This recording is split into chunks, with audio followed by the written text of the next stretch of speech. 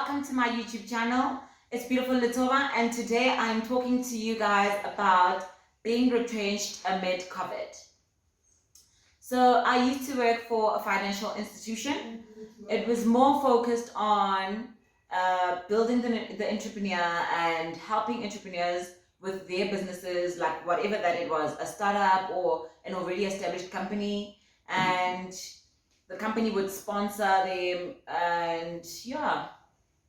So we worked for the company, and I think December 2019, the company started experiencing some financial issues. It went on, and by the time it was March 2020, the company had already taken a big hit financially, and so we went into lockdown, which was even worse for the company financially. And so we were kind of put off or laid back, in lack of a better word, because the company was really struggling financially, and honestly, I don't think they would have survived if they had kept us on altogether.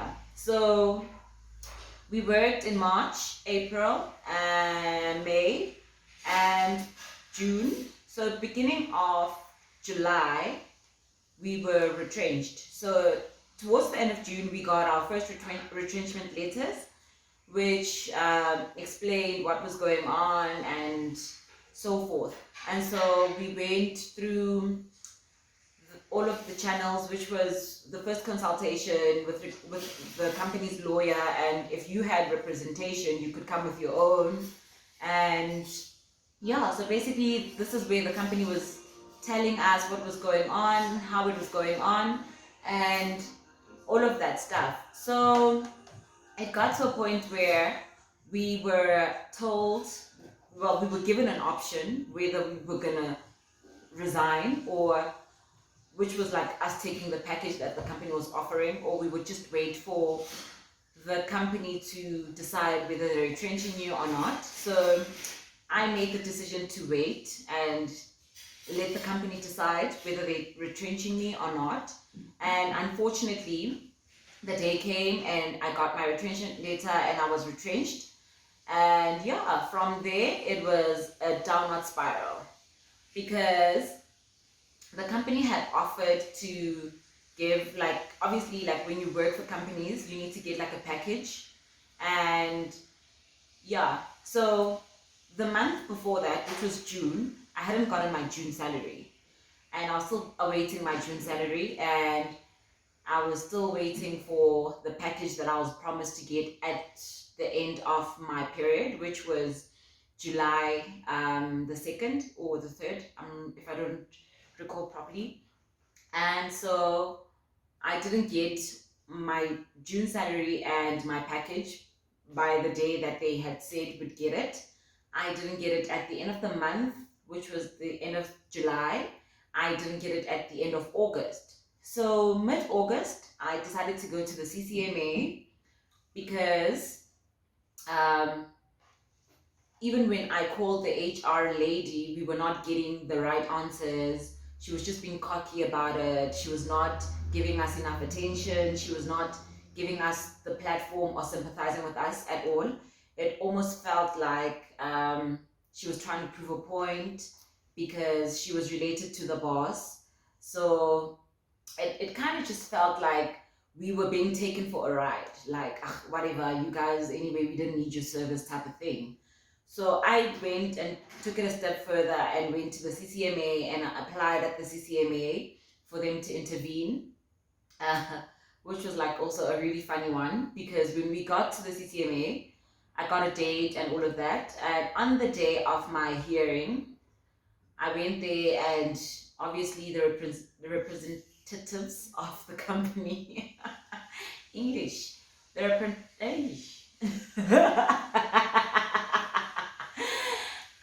anyway, the HR lady and the finance CFO of the company, they came with their lawyer, and basically, like the mediator, which is the person that works for the CCMA, looked like and felt like she was on their side. And so, because when I worked for that company, the boss always told us that whatever that you do, whatever meeting that you get into, make sure that you press record and you record that situation that's going on. So I went with a friend of mine and we went into it, and going into it, she had already had her phone on record, and so when we got in, she pressed record, and obviously we taped everything that had happened in the room. So the mediator was just more on the company's side, insinuating that I didn't have any rights to claim for anything because the company was being nice to me by even offering me a package. I had only been with the company for like 4 months or something like that. So, formally, because before that, I worked for them through an agent. So they took me on permanently for about 4 months. So, yeah, and then the mediator was just like, no, I don't have any right to claim anything from the company because the company's just being nice toward me by giving me the package that they were giving me. And so, yeah, that went on. And obviously, because I felt so intimidated and I felt so small in that room, I was just like, yo, I really need to just settle and move on from this. And for me, I think I did what I felt was right at that moment, which was just take the package.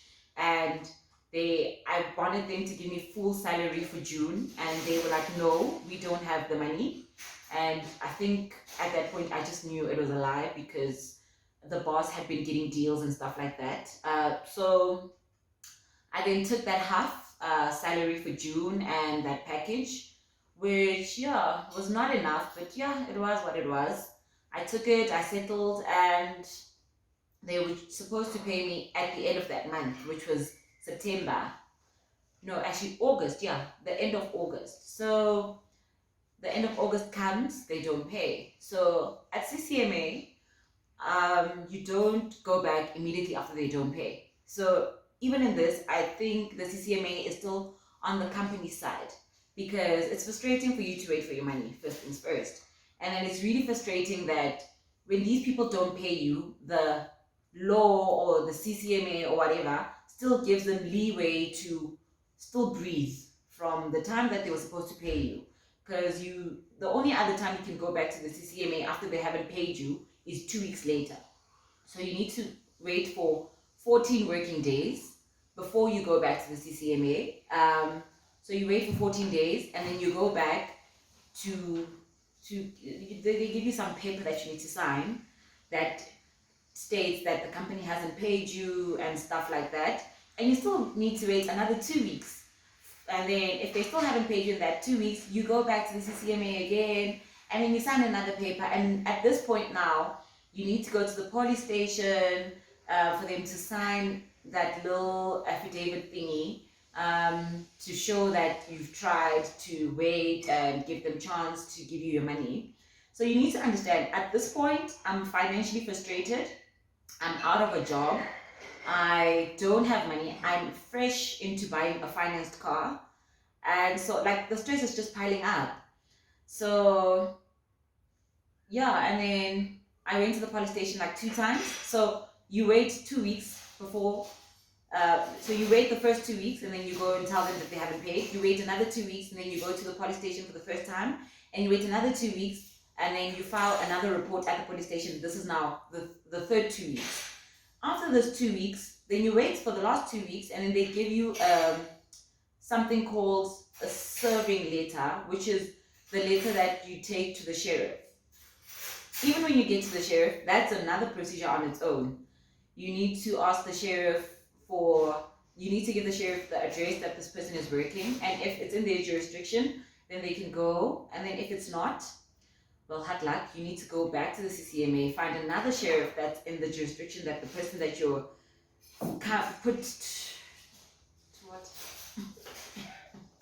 the person that you brought forth has. So unfortunately for me, my boss just decided to close shop, right? So they closed shop and started operating from home. Jesus. So they operated from home and stuff like that. And then I went to to the sheriff with the old address. I got to the sheriff, I gave them the document because obviously there's a lot of paperwork that is involved from the first time you come to the CCMA. I give them the documentation. I'm like, this is my story. How do you help me? We're like, okay, cool. And then I take it to to the sheriffs, and then the sheriffs go to they wait for like 10 days, right? You have to wait for like 10 working days, and then I think in that 10 days the sheriffs make time to go to the address that you've provided for them, and then they get there. Well, for me, they got there and they found that the shop was closed. It was like the place was vacant. The place was vacant. There was nobody there. So it was like bummer, like another step back, basically. So I called after 10 days, hoping for good news because I'm like really financially stranded now. I'm really hoping for good news. And then the sheriff tells me, "Well, you know, your boss decided to close shop, so you need to go back to the CCMA and then go back to the police station, change address. Now you need to find the new address he's operating from." So now I'm my own investigator. Again, I don't have a lawyer. I'm my own investigator. I'm doing everything by myself. And yeah, so basically I needed to find out where they were. So like I went onto his Twitter, I went onto his Instagram, I found out where he was, where he claimed he was. I gave them that address, and they went to the second place that I had given the address to, and he was not there. There was nobody there. We called the owners of that property that he claimed he was renting his office space there, and the property owners were like, "Nope, we don't have such a person in this building. So I suggest you go to the police station," and so I had a lot of run-ins and a lot of situations like with going to the police station back and forth, and yeah, basically I was just a police station girl for that time. and then so it came back for the second time. I did the procedure again. So at this point I'm really frustrated, and so I'm just like, you know what, I'm gonna take this person's home address and put it on this paper, because I second thing this guy is really playing the runarounds with me, and now I'm like the one that's stuck. And the funny part is, at the same time I'm like running around doing all of this, other people that I used to work with are getting their money. So I'm the only one that's not getting their money.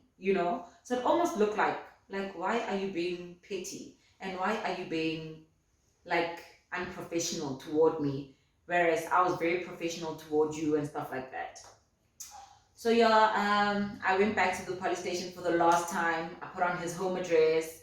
I then, after putting on his home address, I took it back to CCMA. I took it back to the sheriffs.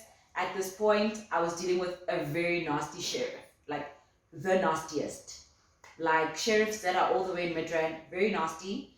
And the sheriffs were like to me, "You need to pay 300 Rand first of all for us to do anything for you." Like, nithataphi imali. Angithi ngiyazi ukuthi angisebenzi, nithataphi. Anyway, I made means to get that 300 Rand. At this point, I start working for a recruitment agency again, and now I'm doing like part-time work. Maybe I'll work like 2 times a week, temping somewhere. So at least I was just trying to make like a little bit of something to get somewhere. Cool, I paid that 300 Rand. Yeah, and then I had to wait for another 10 working days, obviously, for them to do their procedure, go to his place, and attach whatever that they need to attach to make up the amount that is on my CCMA settlement. So the sheriff the sheriff will never call you. No, trust, they will never call you. They'll wait for you to call them. No matter how many days later you call, they'll wait for you to call. Okay, cool. So 10 days goes by. Another, like I'm just like, let me give them like another 2 days. I think on the 26th I saw that message, and then yeah, ingqondo yabuya ukuthi no man, kunalo muntu lokukolotayo and ukukoloda imali so. And then I was just like, yo, finally, like it's over. But for me, it was such an anticlimax because I had fought so much. I had really fought so much, and I put in so much of my energy into it for him to just send the money and not even say anything, type thing. That's how it felt. But anyway, it was my money, so we moved Bantasi. So yeah, I took it and I moved. That's what happened. So yeah, next time we'll talk about something less serious because I feel like this was so serious. But I think it's so necessary to talk about things like these because we don't really talk about, on like a daily basis, we don't really talk about such things. Like even now, like let's say your parent gets retrenched, they'll just be like, I got retrenched from work, and they won't tell you like the procedures that they went through or all of that stuff. And yeah, and at CCMA, there's a lot of amachansas. There's a lot of people that, like, CCMA documents are literally free. Like to apply for like settlement or to go into mediation, it's free. But there's people that will charge you for that stuff, like, and they'll charge you like 1.5. And in ngaphandle like the CCMA, whoa, kama CCMA actually. So if you're gonna watch this video, please just give your people, or like maybe you can use it for yourself, a heads up about that. Bangabhadaleli ama-document ase-CCMA because they are free. That's basically what I wanted to say, guys. Thank you for coming to my YouTube channel. Please like, subscribe, and share the video, and hit the bell button so that you can get a notification every single time I post something new. Thank you. Bye.